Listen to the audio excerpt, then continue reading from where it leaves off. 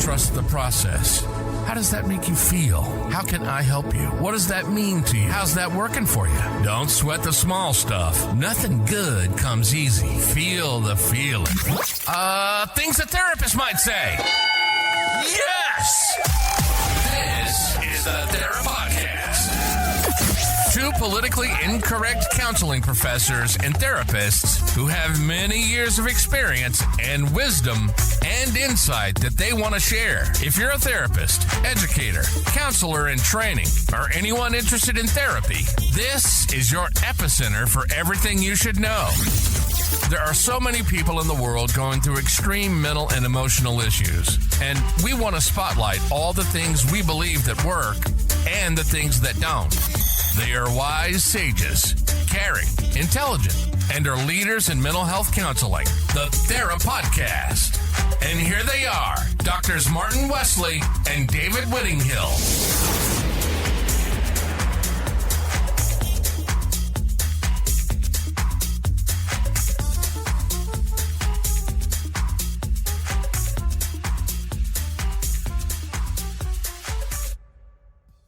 Welcome to another edition of the Thera Podcast. I am Dr. Martin Wesley, and I'm joined here by my co-host, Dr. David Whittinghill. Hey, Marty, how you doing? I'm doing well. Great. Been a long week. I've been teaching all this week. In fact, you joined me for a couple of them. I appreciate that help. My pleasure.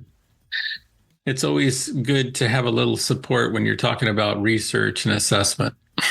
Yeah, it's a complex topic. Yeah, it is.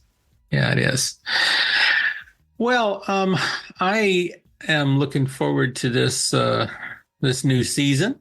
I think we're going to be doing a lot of talking with individuals, hearing their stories. That's going to be our new format. I'm looking forward to that. I'm very excited about it, and I think it adds a new flavor to our podcasts. Yeah, I think we're storytellers by nature. And, I think in the past, we've had some good followers and some people that have been interested in what we had to say about current topics. But at the same time, hearing someone's story that makes the topic come alive, I think adds a new dimension. Yeah, it sure does. And from the stories that we've gotten some really interesting ones. Yeah. Yeah, I think starting even with what we're going to be talking about today and interviewing a couple individuals, sort of how they got started in counseling. Yeah.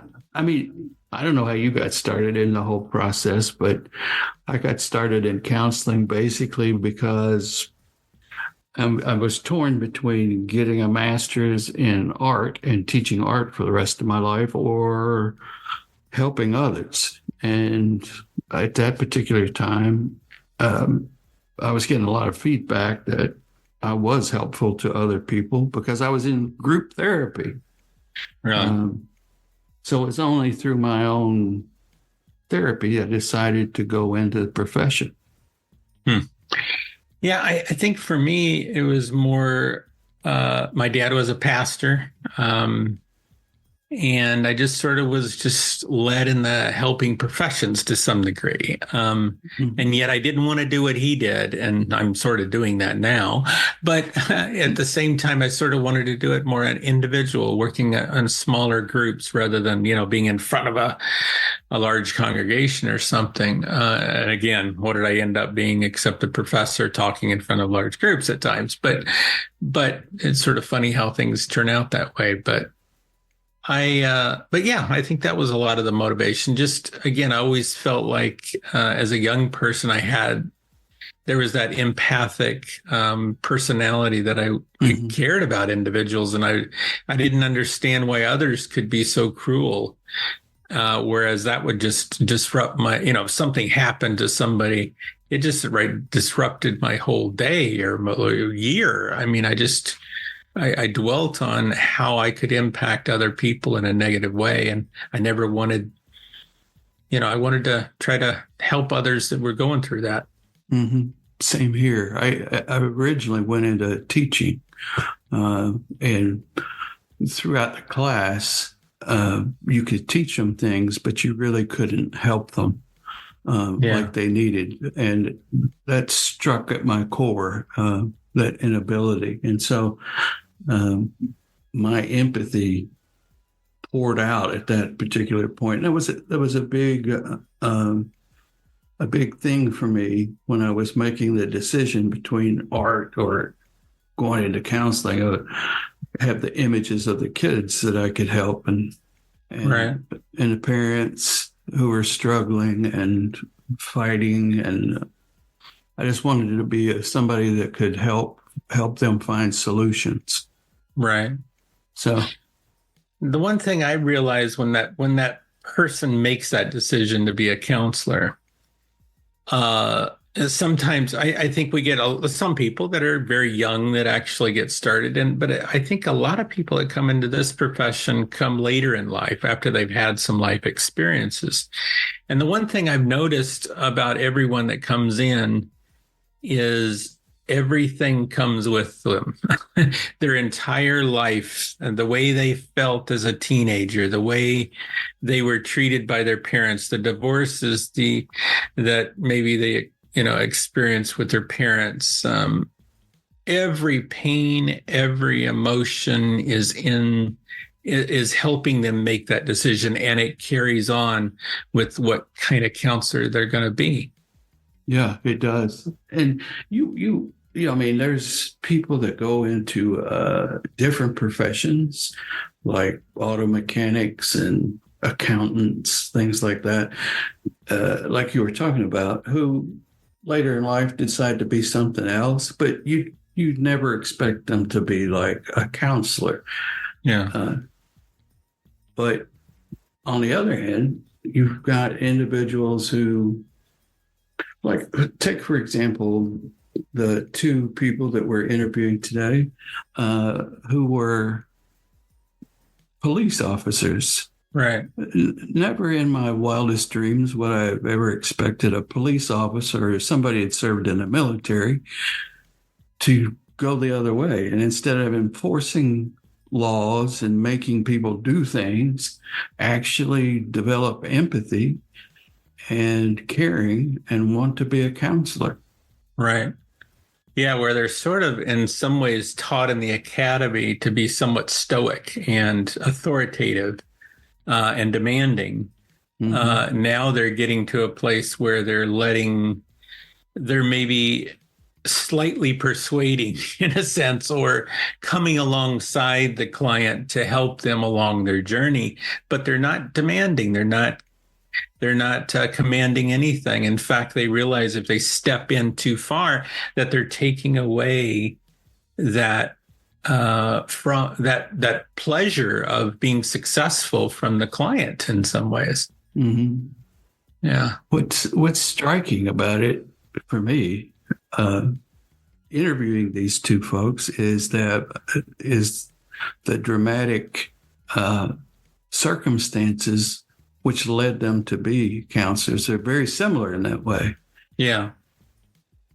Yeah, it is interesting. And I think our listeners are gonna see some of the contrasts and some of the there's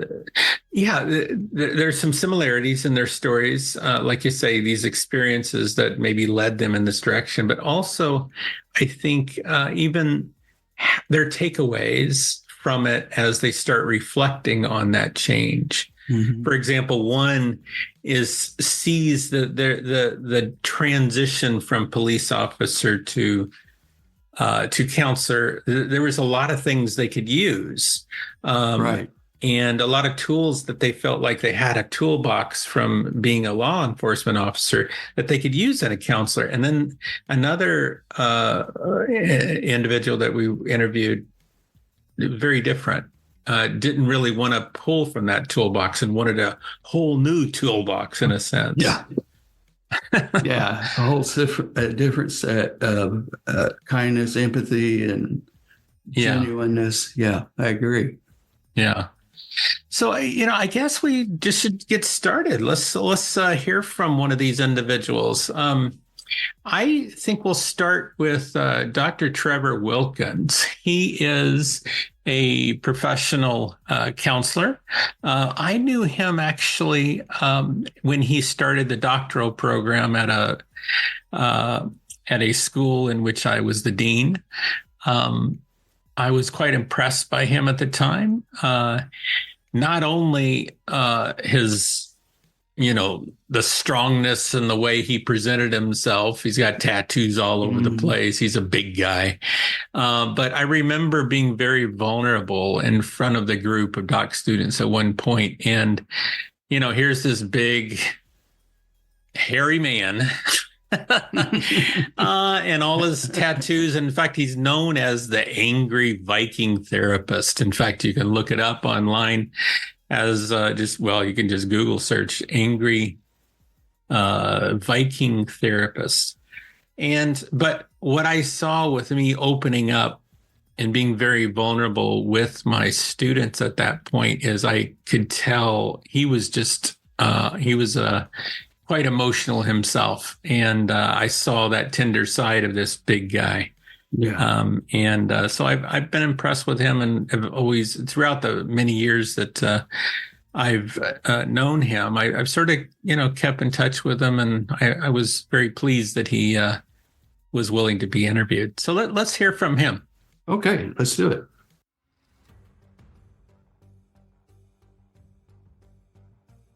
So, Dr. Trevor Wilkins, I have a private practice in Lexington, Kentucky, where I'm now a psychotherapist, and I specialize in things like public safety, military members, high-risk trauma, high-risk careers, complex PTSD, and I see a lot of other things, but those are definitely a lot of the people that I interact with because of my history, which I'll tell you about, but that's kind of what I do now. I'm an EMDR consultant in training, so I focus a lot on PTSD. I'm also an REBT advanced practitioner, so I use that a lot, and that works very well for the type of people I work with, which I always kind of describe as pretty type A people. That's not what I'm advertising for. That's just what I tend to attract. So the history to why I'm doing that now is that I spent 15 years in uniform law enforcement, most of it with the state police here in Kentucky, but a smattering of other smaller agencies before that. And before I was in law enforcement, I was also an EMT and a dispatcher for about 3 years, and a volunteer fireman in a small town. But and that was always my passion. I hit about 18. I was very fortunate to get to take my EMT training while I was 17 because of a college program. Took my test very early, became an EMT. And really that was the path for me. I was really interested in becoming a paramedic, kind of staying on that side. And I went to Texas Tech University, which is where I'm from originally, is Lubbock, Texas. And I had a scholarship there. And as I like to say, what I found out was I liked Texas girls and Lone Star beer more than I liked class. And those don't go well with 8 o'clock classes. So I did fail out. That was not the path for me at the time. So I went back to kind of the EMS world, figuring I'd do that. And I got to about 21. And I think because of dispatch, really, and doing that job and seeing both sides, I just really got bit by the law enforcement bug. So pretty much the day I turned 21 and became a law enforcement officer in a small town near my hometown, eventually that led to a bigger city, which led to the state, where I spent most of my time. So I did 15 years with that. And I've done all the fun stuff, the stuff you see on TV and on YouTube and body cams. I had a great career. Wow, David, this, Dr. Wilkins, he really was all in for his job as a cop. Yeah, it was fascinating to listen to him talk about that. He was very happy, and just it fit all the parts of his personality. Yeah. And it's very similar to the other person that we interviewed, my wife, Angela, who was also a police officer for over 10 years. And she talks about how being a police officer fit every part of her personality. Yeah, this culture just engulfs, it seems like, the individuals. Take away some of the other cultural aspects of an individual. This is one of the predominant cultures. It seems like if you're a cop, it is the cop culture in a sense. Yeah. And being an authoritative figure in the community and protecting people and enforcing the law is very much part of their lives, day in and day out. Yeah. Well, let's hear from Angela. I'm looking forward to it. Yeah, let's roll it.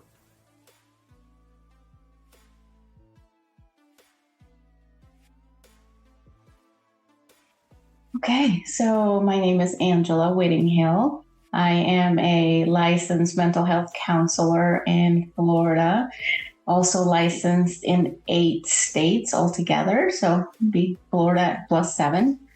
Have been a counselor since, I think I became fully licensed in 2017. And I am currently in a full-time private practice. So after the 9/11 attacks, I was strangely inspired by all the first responders, all the men and women who died, who willingly ran into the Twin Towers, knowing that likely they weren't going to come back out. And I felt that if they were good enough to die for others, then why am I not doing the same? Like, what's stopping me from doing that? So I felt a strong pull towards public service. Settled on police after doing a ride along when I first moved to Florida in 2002. And I fell in love with the job and knew that I wanted to do nothing else, even if I would do it, even if they didn't pay me. I would do it for free. I enjoyed it that much.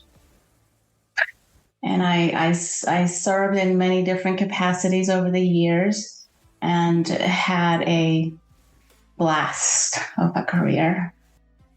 Okay, so I started as a beat cop, right? Like the guys you see out running in the streets, showing up to your house because somebody stole your toaster, something like that. Then I moved on to property crimes detective. I worked homicide investigations for a while. I did a couple years of narcotics.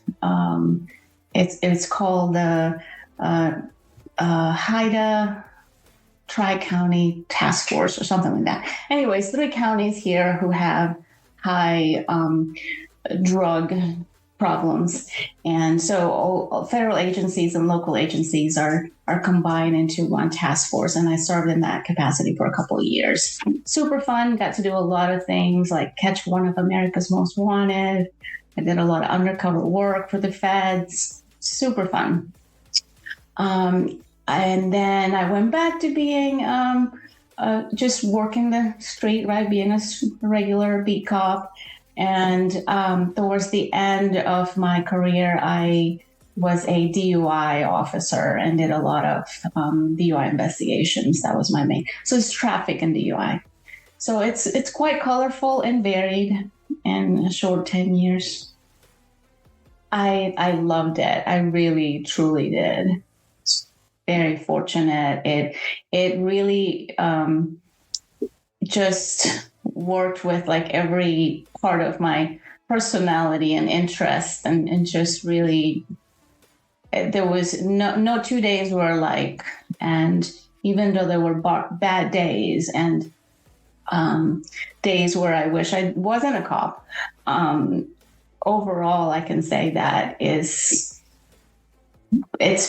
was the most fun thing I've ever done. Most fun job, for sure. Again, I really enjoyed that. I mean, to me, she was quite inspired by 9/11. That's one thing that I took away. And again, you could just tell that she was all in as a cop. Yeah, she was. And every time we go to New York, we have to visit the site of 9/11. Really? Still tugs at our heartstrings so much. The impact of that day and all the devastation and how she felt unable to help, I guess, Yeah. bring some Yeah. order to all of that chaos. Yeah. Yeah. And again, it seems like she, worked up the ranks, trying many different things. I mean, she took quite pride in what she did. Oh yeah, especially when she arrested one of America's Most Wanted. She Oh, keeps yeah. that on a clip on her phone so she can show it to people. Really? Yeah, and yeah, she's very proud of her work as a police officer. As you can tell from her story, she was all in on being a police officer and had really no intentions of coming out of it. Yeah. No, I think as we will listen later, she really wanted to retire as a cop in many ways. And while she was thinking about, a natural change to maybe be a counselor, in many ways, that was sort of secondary. Her first was being that cop. Yeah, absolutely. And to go from, for both of them, to go to from being so steadfast in their job and identifying so much with it, it's still hard for me to comprehend how they made the way that the kind of event that would have to have happened to make that kind of a change in an individual to choose counseling and sit in a room and be quiet Yeah. with a client rather than read the rules and regulations. It's just fascinating to me. Yeah. Well, let's look at that. Let's listen to Dr. Trevor Wilkins and see what happened to him. And then, let's process that afterwards. Okay.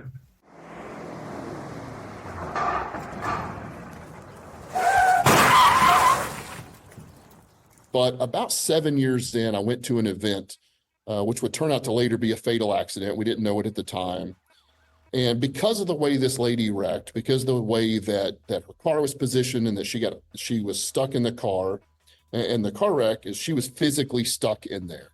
And the unfortunate thing about that, and it can be a much longer story, but as she kind of goes down this embankment, she hits a tree head on, which is what traps her in the vehicle, but the car also catches on fire. So I'm at this horrible, scene. And I had seen hundreds, if not thousands, of fatal accidents by then. I worked the highway. That was kind of the norm for me. But hearing this lady expire in this fire, was very difficult, as anybody can possibly imagine. But in my mind, that was just something you learn to deal with. That was, a terrible event. I'm called to terrible events. I enjoyed kind of being the calm and the chaos. So the point of that, though, is I felt very helpless and very hopeless. I knew that I didn't do anything wrong and I couldn't have done it better technically, but I felt very helpless with that. I went home that night, took off my uniform, put my uniform on the next day, went back to work.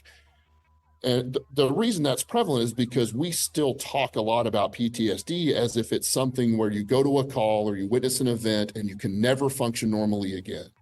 I functioned for 7 more years.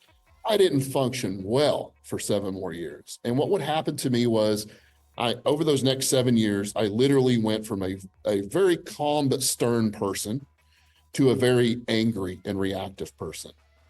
I was nothing illegal or unethical or immoral, but I was definitely over the top with anger, definitely over the top with, on the edge of being professional, the wrong edge of being professional, and at least not being cooperative with people. But it took some time. And I would even notice that things that I would normally not react to that were a daily norm for me was extremely emotional, extremely over the top, extremely angry. And about the end of those 7 years, I went from, literally somebody that was used for recruiting for the agency. I've got multiple awards for life-saving awards for bravery in the line of duty. I had awards for most felony arrests in my area. I really enjoyed doing that job. And I went from that guy, a really, really great employee, to the absolute worst employee you could ever have working for you. I was written up constantly. I was complained on constantly. And there was a period towards the end, I remember kind of sitting in my car, just feeling like I'd lost everything. I hated my agency. I hated the people around me. I hated my coworkers. I hated civilians. I hated my own family and kids. I was pushing them away. I wouldn't have used the word hate at the time, but I was definitely pushing them away. And I was just super angrily reactive. And that, in short, led to the demise of my career. Again, nothing immoral or unethical, but definitely being unprofessional, at least to their standards. And that ended my career. They told me to take some sick time. That turned into 6 months of sick time that no psychologist would sign for me to go back. What we now know is likely PTSD. But at the time, it just was coming out as anger. And they eventually terminated me. I no longer had a job, which meant I had no pension, no skills.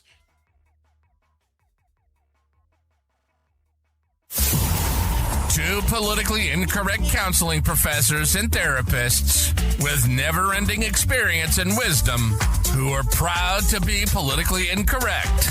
You're listening to the Thera Podcast. Now, back to your hosts, Drs. Martin Wesley and David Whittinghill.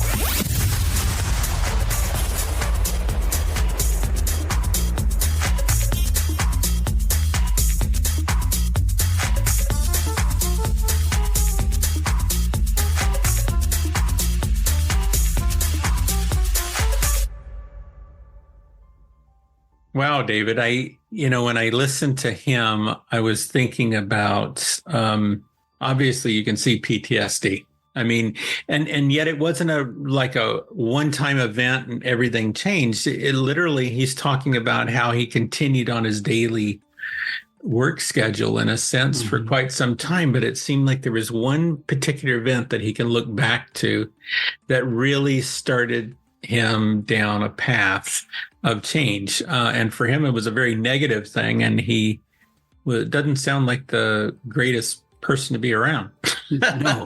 during this time. No, it doesn't. And, I think the stats say something like 178 of these traumatic events for police officers throughout their lifetimes, whereas most of the clients that we see come to us have probably had one, maybe two, and a police officer like him has several. So it's understandable that, you just move on because you're going from one car crash in the morning to another one at night. Right. But this particular one sounds like it forced him to look at uncertainty, maybe his own mortality. I don't really know, but yeah, it definitely, again, it made a change to the point where he wanted something different in his life over time. And he could see how that his anger was just manifesting all over the place. Right. Exactly. But what's interesting is that's not the same for Angela. As everyone's going to hear in a second. I mean, hers was very, it didn't last over a long period of time, sort of like, because she had very positive things about being a cop until one thing happened. Yeah. I mean, she didn't have a string of good things happen because I've heard her whole story. So I know that she had multiple little T traumas throughout. I don't think they're even little T traumas. I think they're big T traumas. They would be for me. But this one in particular moved her in a way that I think probably would have shaken any of us up. Right. Oh, I'm sure. I'm sure. Well, let's hear her. I'm looking forward to that too.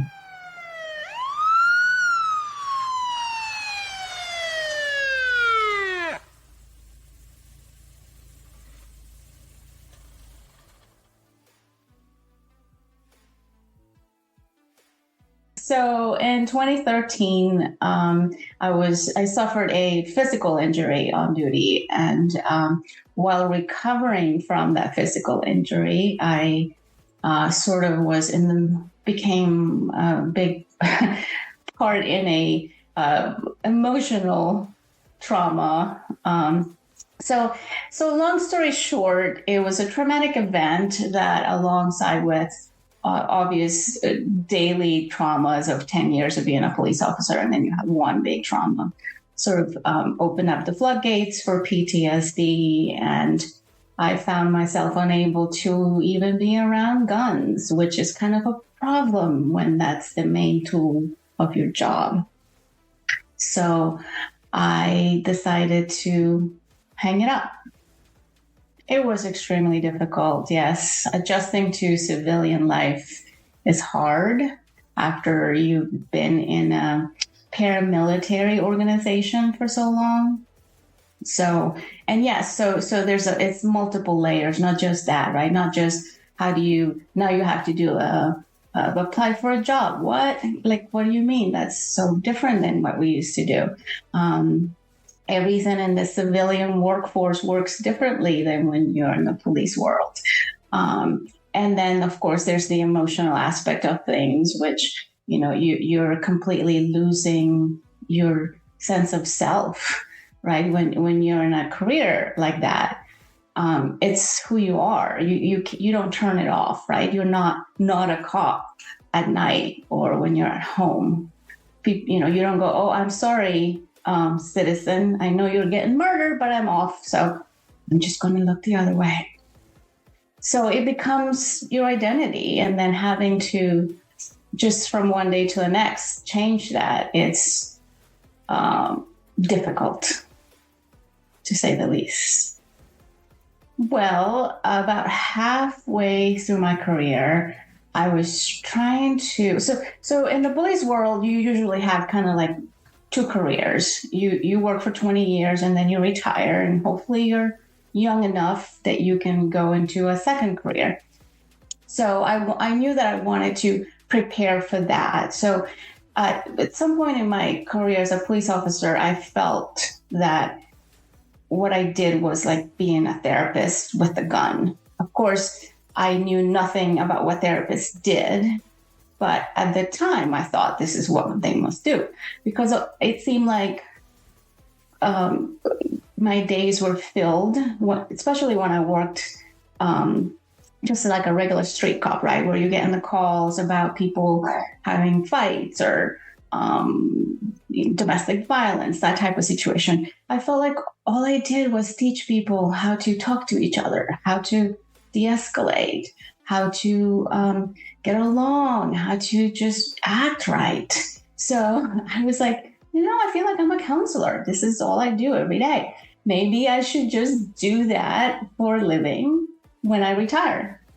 So I decided to start my very part-time master's degree in mental health counseling in, I think it was like 2010,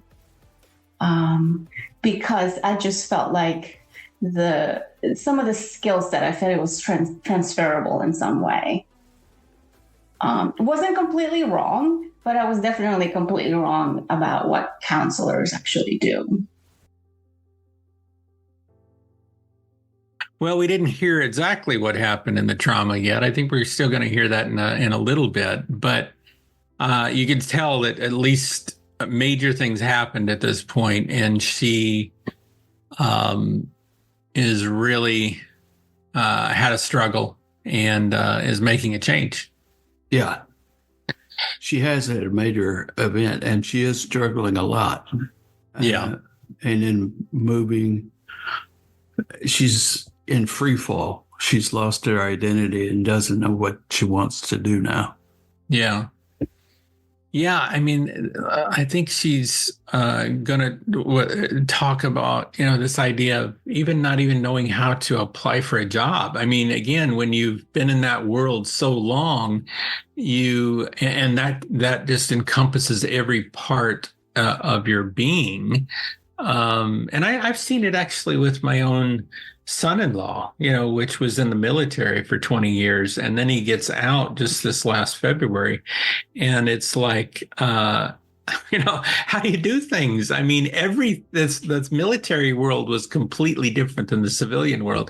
And I think Angela probably struggled with much of that as well. Yes. Both of their stories are a testament to the adaptive human spirit, I think. Yeah, good point. Well, let's hear from Dr. Trevor Wilkins, and he's going to now talk about how he went into grad school, and again, somewhat of his struggles, but also some of his successes in trying to build a new career. Finished my bachelor's degree in criminal justice, and that was it for me. I was going to use that for promotions one day, and that was it. I'm never going to go to school again. And one night, I'm sitting on my back porch, and I'm having a bourbon because I do live in Kentucky, and I'm on my school website, just miserable. I'm in a bad place. I've been to a couple of therapists. They didn't seem to help. They didn't understand. I'd reached out for help, and that had failed miserably. And I'm on my school website, and they have a master's in professional counseling, which I think has a different name now. And I thought, you know what? Why don't I try this? I'm okay academically. Why don't I try this and maybe I can fix myself? Maybe I can figure out what the heck is wrong with me and put some of these pieces back together. 2 years later, I have a master's in professional counseling, and I'm, getting ready for licensure, working as a therapist. I'm never going to go to school again, and want nothing to do with it. And again, I'm sitting on my back porch having a bourbon, which is becoming a theme in this story. And I'm looking at some websites, and I find this PhD in counseling, and I think, I'm not really big on titles. I'm not worried about that part. Maybe this will fix me. I've done these couple of years, and I've learned a lot about myself and helping other people, but I don't know, I need more. And ironically, the dean at the time was Dr. Martin Wesley. And I remember, I was just telling the story the other day. We had an interview for the PhD program. I just finished my master's, and we'd set up this interview that I was going to do with you. And you actually ended up being on your way back from a conference in Pennsylvania. So you were driving. So we're going to, kind of kill two birds with one stone. And we had this hour-long conversation. I remember it, just really talking about therapy and life and what I wanted to accomplish and where you'd been, and that you had gone to that school. And I remember I just told the story the other day. At the end of it, you're like, well, I think that's all I need. It's been good talking to you. And I asked you well, do I get a letter? Is there a committee that meets? How do I know if I got in? And you said, oh no, you're good. You're in. I remember I'm almost dropping the phone wow, that worked. Okay. And so, it's one of those things that just that door opened, and I just kept going, and I got to learn from you and a lot of the people that worked with you that you led. And next thing I know, I've got a doctorate, and I'm a professor, and I have a private practice, and I consult all over the nation about public safety and military stress and high trauma. And it's just been kind of a whirlwind, exciting career so far. Yeah, I can see that when Angela was wanting to, move in this new career of being a professional counselor, I can see her taking baby steps, because again, moving from one career to the next career, that is somewhat very, very different. I mean, I would want to sort of go middle ground, and it seems like going into a juvenile justice type system may be sort of that middle ground for her. Yeah, she had a preconceived notion of what counseling was, as she talks about. She thought it was more directive, and basically had to learn how to express her empathy. She had the empathy. She just had to learn how to let it out, feel her own emotions, and be genuine with the client rather than be stoic like we talked about before. Right. Well, let's hear from her. Well, just so it happened that it coincided with the time that I was about to start my practicum. So I was able to sort of seamlessly transition into that role. And was it hard? Was it different? Yes. But at the time, I got a job working at a probation day treatment facility for kids in the juvenile justice system. So they required a little bit more of a tougher approach to counseling. So I think in terms of gateway into counseling, it was probably just the right step for me, because I didn't have to go full on therapist, from, going from cop to therapist, there was a point where I felt like I was slight therapist, like coach, and cop, all into this hybrid role for a while. So eventually, yes, I had to sort of slowly leave those skills that weren't serving me anymore in this profession. I'm really enjoying this, David. There's something about hearing it from, their own mouths, the life story that they were experiencing. Yeah, it is, especially his discussion about how his PTSD became and anger became such an issue with he and his family. Yeah, the part that's coming up, he's going to go in more depth about that initial event. And what really gets me, and I'm sure our listeners will hear in just a second, is when he saw this woman dying, and the truckers and him trying to rescue this individual from this vehicle and literally watching her burn to death. Again, that would just shape me and make you want, make me want to reflect. But here he is talking that he's just going on with the rest of his day. But again, also knowing how that just changed everything in his life. Yeah. The statement he made that struck me is that he would take his uniform off and then put the same one back on the next day and go right back to work. But more angry. Yeah. And we're going to find out that how much that affected him in his personal life, his marriage, with his kids and so forth. So, all right, let's listen to that. At the time, I didn't like it, but it didn't bother me. It was just a call I was on, In fact, that day I was coming back from court. It was supposed to be my day off. I was coming back from court. The interstate ahead of me was blocked. I called what we call post, like our dispatch center, and said, hey, the traffic stopped. Do we have something? They're like, yes, there's a wreck up ahead. And they gave me a code that it was probably going to be a bad wreck.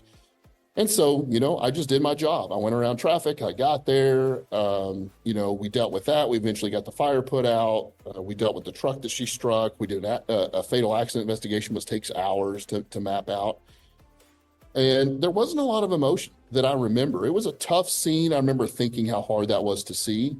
But looking back on it, interestingly enough, myself and about 2 truck drivers kind of slid down this muddy hill to try and go help her initially. And I remember looking back now, their eyes being wide open and they were very emotional about it. And I was being very stoic and taking care of business. And, I need to be calm in this. And again, at the time, it didn't bother me. I didn't like it, but I can't say it bothered me. I look back now and think, man, I wish I had those truck drivers' information, like to check on them now, because that's probably the first time they've seen something like that. That was a regular occurrence for me. Well, again, at the time, it just manifested as, well, that's a bad call. I didn't feel broken. I didn't feel down. I hated that it happened. It wasn't until years later that I can give you the best description of how it turned. I mentioned before that I'm a EMDR therapist. I use it quite regularly, especially for trauma. Plenty of other things that I use, but that's a really good one for what it's designed for. And to give the creators of EMDR like Shapiro credit, and some mentors, what they taught me was today's dysfunctional emotions, so anger, anxiety, depression, guilt, a lot of times they come from previous life events that left us feeling helpless, hopeless, and not good enough. And that today, that's what's being re-triggered. My brain knew I wasn't at that scene anymore. Trauma victims know they're no longer in that issue. Children that are abused, that are now 40, know they're no longer children. The tactical part of their brain, the prefrontal cortex, the thinking brain understands that. But why do we still have this overreaction and this filter that's messed up? Well, it's because it left me feeling helpless, hopeless, and not good enough. And that's what I feel today when things happen that remind my brain about it, right? I go right back to not good enough. And for me, I think I didn't have an easy life. We grew up very poor, but I did have some good parents that raised me, and we always had a roof over our head.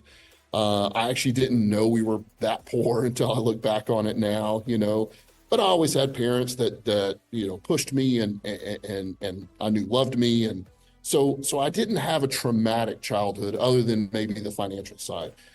I got into some very strong jobs where I was very sure of myself and confident. That doesn't mean I did everything right, but it helped me be confident. But when I look back on it, I remember thinking that was one of the first days that big, tough Trevor could do nothing, like literally could do nothing. And you could have, I know for a fact, the day it happened till today, I know for a fact there is nothing else I could have done. She was literally, a crane would not have gotten her out of that car. 50 strong men couldn't have got her out of that car. But my brain went to, this is the first time you couldn't do something about something, even though those weren't my words. And now I was helpless and hopeless and not good enough. And so translate that into how that would manifest later in life is anything that made me feel a smidgen of that way, helpless, hopeless, not good enough, or kind of re-triggered that event, like going to a fatal wreck, which I went to hundreds more after that. I know that there was a change in me because now there was this overwhelming feeling of helpless and hopeless and not good enough, which nobody wants to feel. And again, prefrontal cortex thinking brain said, you're fine. That was months ago, years ago. This is different. Go do your thing. You're good at your job. Limbic system and emotional part of the brain would take over and say, no, man, you're trash. And the difference is, for some people, that would be depression, maybe anxiety. For me, I'm a firm believer that a lot of where anger comes from is my attempt to hide depression and anxiety. Nobody wants to be depressed or anxious, but anger sometimes feel like it helps. It doesn't really, very often, but rage and anger, at least I'm doing something. I'm not weak. I'm not feeling depressed or anxious. So for me, if anything came out to me, respect wasn't the issue. It wasn't a disrespect from people. It was if I suddenly felt not good enough or I felt depressed or anxious, I covered that up with what I thought was doing something about it, which is, being the greater than, being strong, and it would come out as anger. I'm a firm believer that a lot of what depression and anxiety come from is we all have these different rules and values and ideas and policies that make us a good dad, a good husband, a good therapist, a good cop, a good whatever, right? And everybody's and we all break that. That's what I call our character, right? Who we said we'd be at the time we said we'd be it for the people we said we'd be it for. That's your character. And when you break character, and we all do in some way, hopefully smaller these days than I used to, but when we break character, you betray yourself. And betrayal is a big word, right?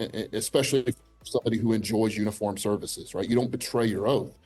So you betray yourself. Well, when you betray yourself is when you feel less than you should be, right? Lesser than your character.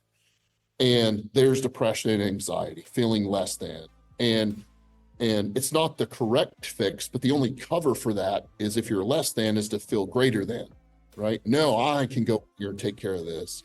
And in small amounts, that's probably okay. Get you through a rough day or get you through something tough. But if I'm living that way, I'm on 10 out of 10 all day, every day. It's mentally and physically exhausting and exhausting the people around you. And part of the fix for that, which was what taught me this and made me realize how that all started, was I think a lot of therapy theories just try to make you not feel lesser than. Hey, you're strong, you're a good person, you're a good dad. And that's all great. There's nothing wrong with those. But if I just feel better, the next thing that goes wrong, I go right back to lesser than. So how do you fix this? And this is what taught me kind of the rounding out your question about how it manifested was, the only fix for lesser than is to not betray yourself. To not betray yourself, keep your dang character, right? And that doesn't mean I'm going to get it perfect all day, every day. I can't demand that. But if I'm doing the things for the people I said I'd do it for, at the time I said I'd do it, my character is strong and I don't feel lesser than. And to me, for some people, that's being a good dad, being a good husband. for me at the time, that was me breaking my pledge that I would keep people safe, that I would help you. And here I was for the first time in my life, breaking it, betraying myself, which nobody would blame me for, right?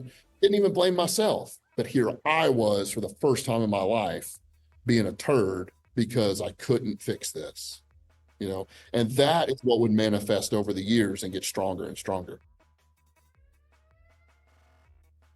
Golly, I'm proud of this guy. He has really made a change, and it looks like he is making changes with other people, which I'm sure we're going to get to on the next edition of the Thera podcast. But I've already listened to this, of course, but every time I hear this from Angela and what's coming up for the listeners to hear, this really is powerful. Yeah, well, that's an understatement. But yeah, and I wouldn't wish it on anybody, but I'm sure it happens on a regular basis. We just don't know about it.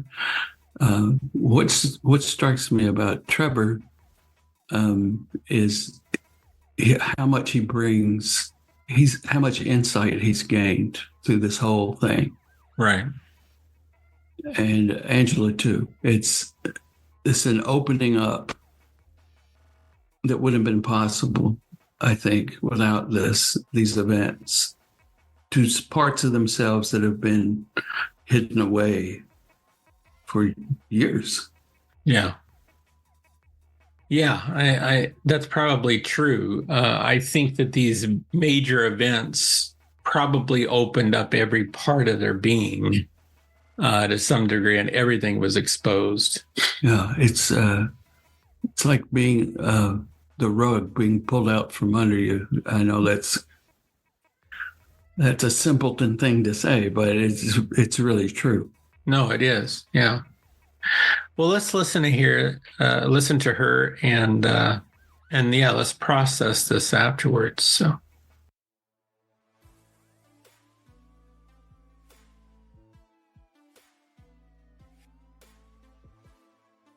Yeah. Okay. So I tore my ACL. So I was recovering from ACL surgery, and I was assigned to the police academy. So I was like at the front desk, like, hey, thank you for coming in. How can we help you? And there were some civilian employees there, and particularly there was a lady. She was in her 80s. She was about to retire, being forced into retirement. She was super lonely, never married, no kids. And I just felt for her. I felt like if this was my mom or my grandma or someone I loved, I want somebody to go, hey, you want to go to lunch sometime? Let's hang out. So I did that. I tried to, she was very kind to me when I was on crutches and I couldn't really get around. So once I became more mobile, I would take her to lunch. And one day, off we went. I said, hey, tomorrow, don't bring lunch. I'm going to take you to lunch. So we met up, walked to my car, and I got in the car. She, unfortunately, she had this planned out. So she knew I had a gun in my car. This is what cops do. They have guns everywhere. And this was my own personal vehicle. So she got in, got the gun, put it in her mouth, and killed herself right there in front of me with my gun right next to my car. So it was not just a super awful thing to watch, but the fact that the tools that were used were also mine, right? It was like it brought a whole other layer, if you will, to this terrible thing. So, so nothing that I could have ever imagined happening. So it totally blew my world apart. Again, After listening to that again, all I can say is, wow. I can't imagine being in a situation like her. And it wasn't just the traumatic event of seeing this woman literally pull the trigger and the blood everywhere, probably in her own car, but it was the idea of her being a cop and literally being put in the police car and being suspected of something that had to be that was also, I imagine, just something that, I mean, again, quite traumatic for her. Yeah, absolutely. And being a part, I think that's the core of it. It was being part of a team that shared across military and police alike, is that sense of brother sisterhood. And here's this thing has happened to her, and the people that she thinks have her back actually think she's a suspect and put her in a car. Yeah. Where no one hugs her, no one says anything to her for a long period of time. Yeah, and she was trying to help, literally trying to help this woman. And then I don't know, almost the public shame of it. Not that she has anything to apologize or at that time in any way, but I imagine with the news and the way that the twist of social media could be, that could just really pull somebody down a downward spiral. Yeah, I'm so proud of her and the fact that she's come as far as she's come, and not just in her personal life, but also professionally, that she's grown as much as she has in the profession, and she's able to help so many other people who have PTSD. Yeah.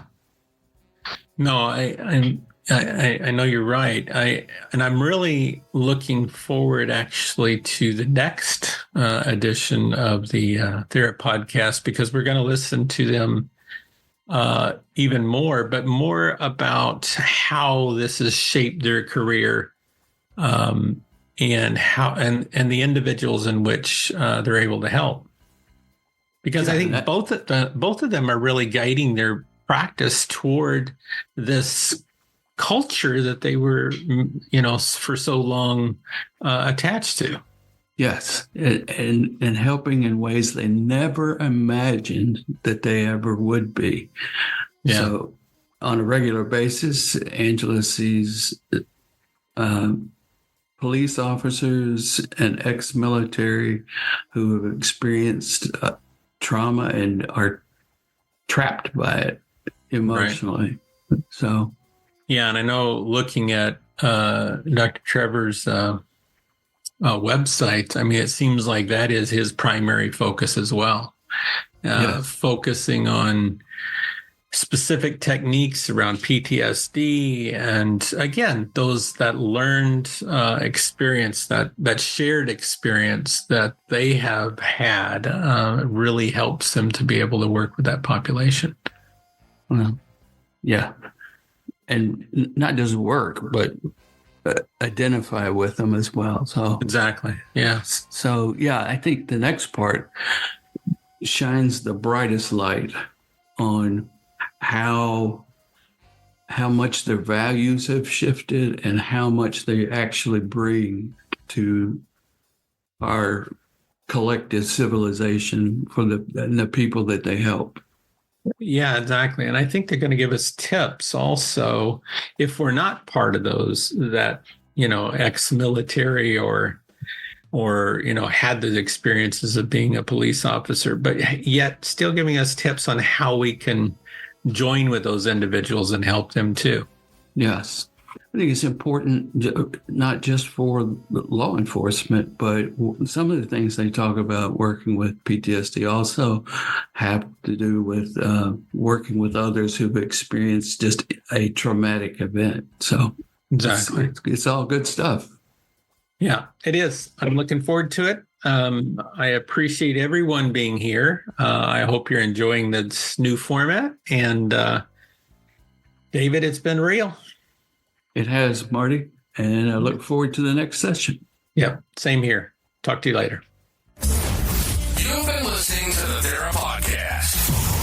If you're a therapist, educator, a counselor in training, or anyone interested in therapy, this is your epicenter for everything you should know. Dr. Martin Wesley and Dr. David Whittinghill are counseling professors and therapists who have endless knowledge and wisdom. We hope you've enjoyed the show, and we hope you've gotten something from it. We'll be back soon. But in the meantime, you can find our website at www.therapodcast.com. Find the show on all the major podcast platforms. And if you'd like to email Wesley, send it to wesleyphd@gmail.com. Take care and see you next time on the Thera Podcast.